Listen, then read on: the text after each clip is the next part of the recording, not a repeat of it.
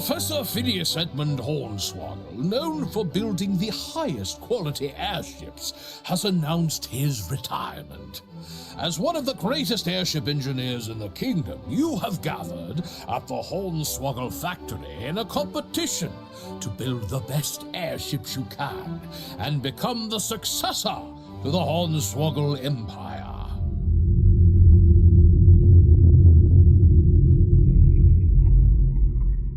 Hi everybody, my name is Harry Jacobs and welcome, and I am the North of 60 Gamer. As always, you can hear the dogs behind me because I have 7 dogs in the house. One of them is a foster for the NWTSPCA who is going to be hopefully adopted today. She's a fiery Shiba Inu cross, and that's an interesting breed. It's a Japanese Spitz. So it is double coated and can take some of the winter. It is a balmy minus 32 degrees outside, but that is what we are not here to discuss, because that is disgusting. Today we're going to discuss a new game by Justin DeWitt, and it is Dastardly Dirigibles. This is a game for 2 to 5 players, 8 and up, and that is perfect for the Christmas season. So if you're looking for a game to put in a stocking, this probably could be a game that you and the family could play on Christmas Day. And I'm big on those games right now as we come into the Christmas season. So let's go down to the table, take a look at Dastardly Dirigibles.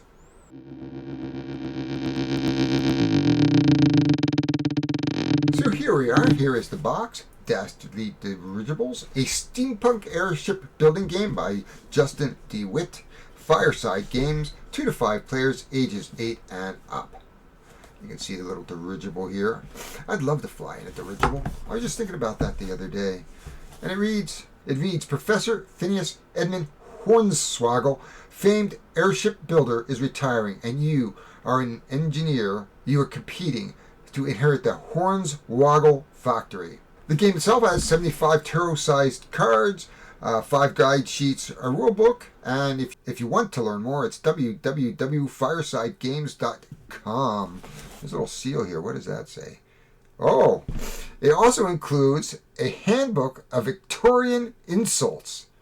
But let's get this unboxed. So here we go. We're going to unbox this. Shouldn't be too arduous because it's just a small, tiny game. Oh, here we go. My wife and I were just talking about old TV shows this morning, and Green Acres came up. For those who are not as old as I am, that was Eddie Albert and Zsa Zsa Gabor, and they were singing "Green Acres is the place to be." Let's open it up. As always, the rule book on top. A good place for a rule book. Here, these are your sheets. Whoa, that's cool. Now that's going to be interesting to film. But these are the different parts of your dirigible, and you were supposed to create your dirigible, and the first one to create a dirigible wins. And it looks like you have your turns on one side. We'll bring that over. It looks like you have your turns on the very front. And this is 2 to 5, and we'll have to figure out how we can do a 2-player game here, because you can see how much space this takes up. Now I can actually bring my camera up just a touch for this. And there should be 5 of them, and there are. I want to know where my Victorian handbook of insults are. There it is. That's exciting, and the typical, which I'm going to remove anyway. A little old school FFG here. So here are the cards. And there is a front of a dirigible. Each dirigible has a suit. So this card is a suit matching game, and you score points based on the suits that you have, or the most prominent suit in your hand. So therefore, doing matching, you'll be building a dirigible part by part, and we'll figure all that out when we learn how to play the game. There's some wild cards here, as well as some, looks like black market and after ether extractor. So there is a bit of a steampunk thing around this. So I'm going to sleeve these cards. So look out. I'll be back in a minute or so. I'm going to sleeve all 70 cards. That should take about 5 or 6 minutes. They are tarot sides, so they tell me. And we're going to find that out whether or not. Tarot size is 70 by 120. So let's go check that out, and I'll let you know when I'm done. So on the box, it says tarot.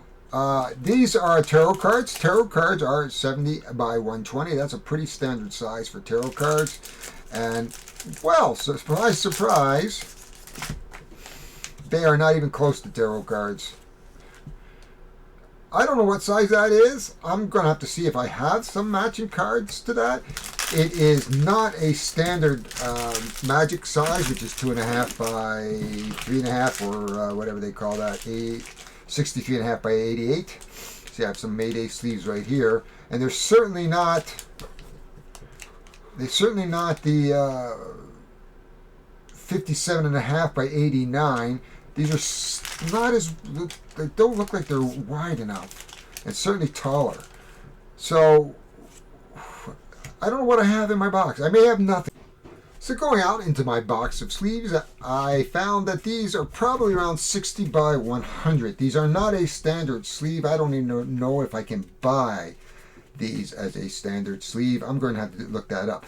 Without further ado then, we're going to play the game. We're going to mix up the cards and we're going to start the game, and we are going to play from a two-player perspective. We're going to give you enough of the rules to just give you a flavor of how to play this game. As I said, I am a compulsive sleever. Not a big deal in terms of sleeving, but I do like to take care of my cards, and I will see if I can find 60 by 100 cards and let you know where you can find them. Generally, a great store in Canada to buy some good sleeves is the Imaginarium in Quebec. They have two stores, one in Laval and one in Quebec City. I often use them for online purchasing. My first go-to is, of course, 401 Games in Toronto. And those are the two stores I tend to favor. Be that as it may, we'll continue on. Hi everybody, we are down at the table ready to go. We have the blue versus orange, and these are my hand, this is my wife's hand. These are the two sheets that we're going to be using to play against each other, orange, blue. This is our deck of cards. They are 60 by 100. I have no idea what sleeves they are, and this is the market. On each turn, we are going to follow our handy sequence of play. Here, there are 8 suits that we're going to be looking to score, and I'm going to go first. So basically there are a number of possible actions I'm going to take. One, I can place a card into the airship. I can discard a card. I can swap a card. I can replace the Imperium. Or I can just pass. I get 3 actions each turn. So I'm going to go first, and we're going to look at my cards a little bit here, just so that you can see what they are. So the first card here is the nose cone. And you can see the nose cone is first. And what happens is when I play a card, everybody around the table is going to get to play that same type of card if they have it in their hand. If they have it in their hand and one exists, they have to replace it. So there's a bit of take that in this game. It belongs to the screw family. We have wild cards, and that is the lift engine. Now there is a left and a right lift engine. And that is wild. Wild cards will always score at least 1 point. We have the wrench, and it's another lift engine. Here we have a black market. This is an instant. Search the discard pile for 1 card of your choice and add it to your hand. Well, there is no discard pile at this point, so we don't have to worry about that. And this is the gondola front. And there's the gondola front. So what I would do I got 3 actions that I can take. Now, I think I should go after a screw or a wrench. And there's 2 wrenches here. So I think what I'm going to do is, first thing I'm going to do is I'm going to play the lift engine. So we're going to play a lift engine. At this point, the opponent now has the opportunity to play a lift engine. So my wife takes her hand and she plays a lift engine, which is a wild card. At this point in time, I probably will want to play perhaps I would play a wild card, and this is the gondola front. And again, my wife at this point will be able to look at her cards and respond to that.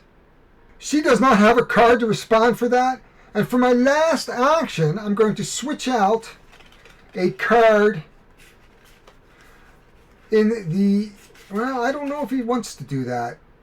But I'm going to switch out the gondola rear with the wrench, and I'm going to take the nose cone here for my third action.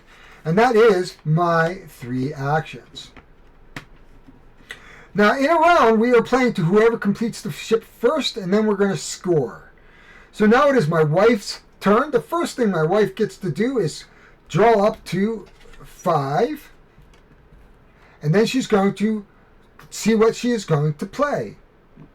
So in the first turn, or first action, she's actually going to take this card, which is a nose cone that has a top hat, and she's going to take the nose cone with the wrench and put that into her hand. At which point then she's going to play the nose cone.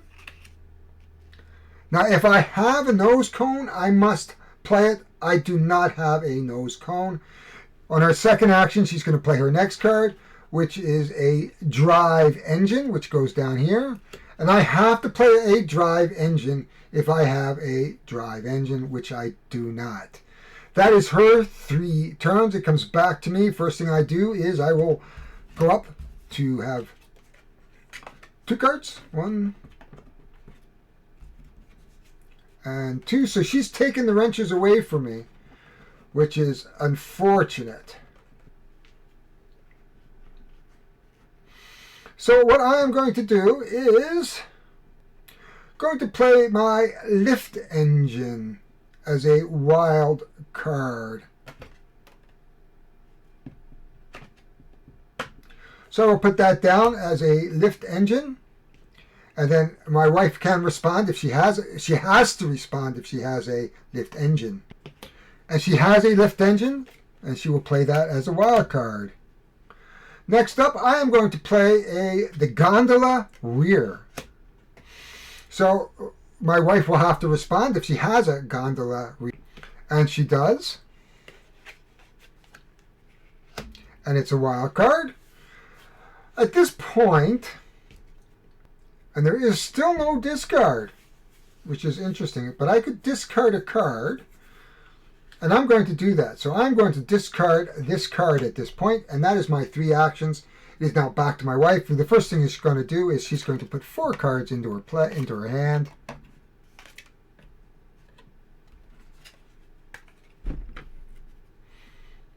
And then she will start her play. So for the first action, she is actually going to remove the Imperium and add 3 more cards. Transmutate, gondola rear,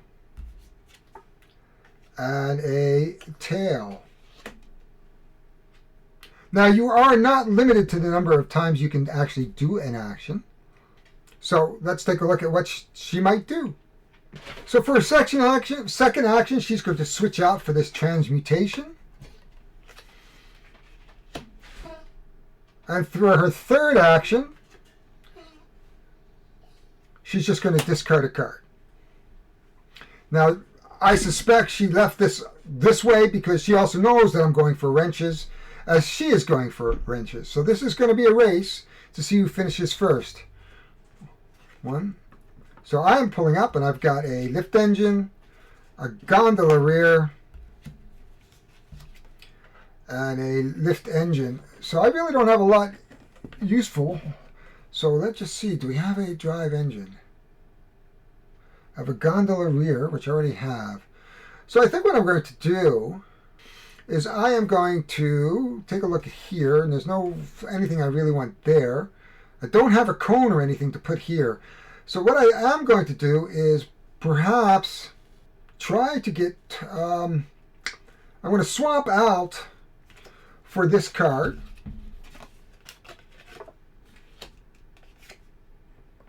And then I'm going to play it for my second action. Now my wife now can play a tail if she has a tail. If she does not have a tail, I think what I'm going to do is for my second action, I'm going to get rid of these and try to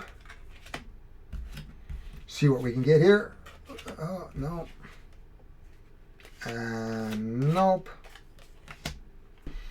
So I'm just going to discard a card in hopes that I might be able to get something cool. I am now going to, my wife is now going to pick up her 5th card, and she's going to have to decide what she is doing. So she doesn't really have anything she wants to play at this point. She's going to switch out. Oh, do we have a gondola? What has she got? Gondola front? No. There's nothing here my wife wants. So she's first turn is she's going to switch out everything for a lift engine. Seems to be a lot of lift engines here. A gondola front. Oh, perfect. And a gondola front. So she's going to switch out this card, which is a nose cone, for the gondola front for a second, and then she's going to play the gondola front. I do not. Do I have a gondola front? I must play the gondola front, which means this card gets replaced. And you can see all of a sudden I have lost my wild card and now a possible scoring opportunity. Now I'm going to draw up to 3, 1,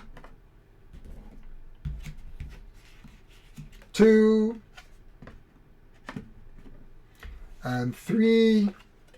So the first thing it says I can do is I can look for a card of my choice in the discard. Well, I certainly want my gondola front back.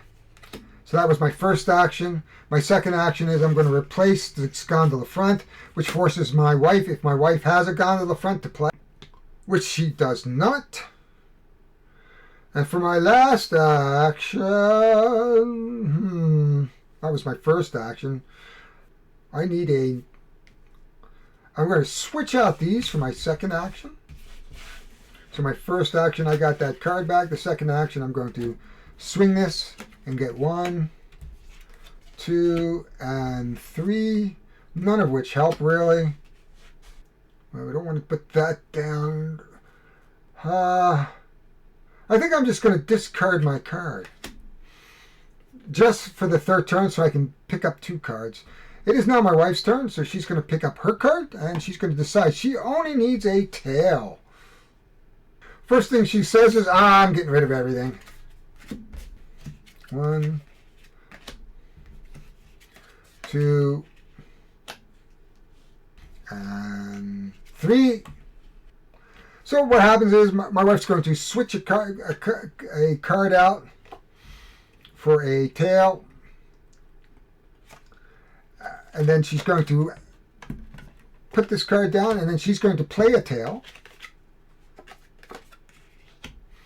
forcing me to play a tail. And as you can see, the round is finished. That's as easy as this round gets. Now scoring will be for my most prominent set, which is wrenches. So I get 2, 4, 6 because I have 3 wrenches. I'm going to get 1 point for each wild. So 1, 2, 3, so I have 9, and 2 points for finishing first for 11 points. So again, 3 wrenches for 6, 3 wilds for 3, plus 2 for for finishing. Next up is me. I get 2, 4, 6. I get 6 points. That is the game, as simple as it is. I've covered all the rules that are basically in this game in that quick playthrough. So let's have some quick final thoughts, tell you what I think about this. And so what do I think about Dastardly Dirigibles?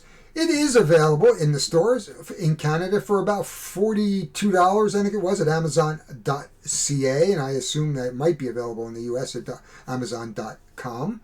So this game is available. It was originally published in 2016, so it has been around. If we're looking at Christmas gifts, perfect. What I like about this game, setup, 5 minutes. Teaching the game, 5 minutes. Teardown, 5 minutes, maybe 3. Ease of play, it says 8 up. I think that's about right. So your kids can play. So a perfect game, unwrap it for Christmas and the kids can get it up and running and playing. It is really just matching pictures. So there's not a lot in this game going on. There's a little get that if I replace a part and somebody gets screwed out of their wrenches or whatever, that's absolutely fine. Rules, very simple to understand, very easy to play with. Repeatability, there's 70 cards, you don't know what they're going to come out as. Again, I think that's infinite replayability. It might get a same old, but when you're talking about kids like repetition. So when you're dealing with an 8-year-old or a 10-year-old, that's what they want to see in a game. They want to be able to play that game again and again and again. I look at Uno, my kids love Uno, and that's all they play. And it's after a while, it's like really another game of Uno. So the same kind of thing. So for parents, this is a great game. Again, it's a good beginner filler game for certain mechanics, like being able to card match, lots of cards, use icons to match, and score that way. So this is a good filler beginner game into the jump into more complicated games down the road. Thematically, I think there's a good theme here. There's a good starting theme narrative. In fact, I played that earlier on in the intro. So you get this idea that I'm some big engineer and I've got to make this dirigible and I have to make the best engineered dirigible I can make in order to score the most points. And over 3 rounds, whoever has the highest score wins. Great game. I think that's good. Art is okay. I don't think it's 100% special, but it's good. It's good for the game, what we're playing. Overall, I think in terms of the value, I think the game might be a touch overpriced for Canada at $42. Probably $30, $35 would probably be a better range for this game because it's really just a deck of cards and a bunch of paper in the game. So that gets us to a point of where we talk about the components. The cards, they're not bad. They got a kind of a finish on them that I'm not too keen on, and I can't find a sleeve to fit them, which is fine. The paper mat or play mats, they are just paper, so they don't lie particularly nicely flat. I think the more you bend them, eventually they're going to rip.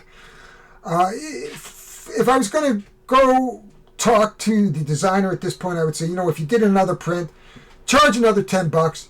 Give us mounted cardboard, and that would be so much better. Other than that, and maybe score sheets. So if you look at the score sheet, which is on the back, right here, you're really just going to use a piece of paper because you're not going to write on your rules. So that's another little thing, that a little score pad. But that does add to the cost of buying. So keep in mind the tweaks if you want better finished cards, better mounted boards. They all add more money, all add to the cost of producing the game, which gets passed on to the consumer. All of a sudden, that the game that should be $40 is now $50. But there's better value in the box if you want to sell it, because you're not going to be able to sell this for with ripped components if they do rip. However, other than those little component things, great game. I think it's worth putting under the Christmas tree and giving to your children. And that is all we're going to say about that. If you like what you see, and I am focusing on Christmas games, like Christmas games, please hit the like. Subscribe. If you want to be notified, hit the notifications. Leave comments below, and I would appreciate it. If you want to see more content or have any suggestions, please get a hold of me. Find me on Board Game Revolution, Board Games for One, the Board Game Group, Solo Board Gamers, and many other board gamers. I think that we are going to be moving on to another game very, very soon. I think another lightweight, but I don't know for sure. Anything can go. I have a new Foster in too, and that's a lot of fun. I may flash a picture up of him at the end of this. My name is Harry Jacobs. I am the North of 60 Gamer, and I thank you for joining us here, and I hope you have a great holiday season, no matter what holiday you have. And if you're not actually celebrating a holiday, just have a good gaming month. We'll talk to you all later. My name has already been said. So talk to you all later, folks, and enjoy the rest of your day.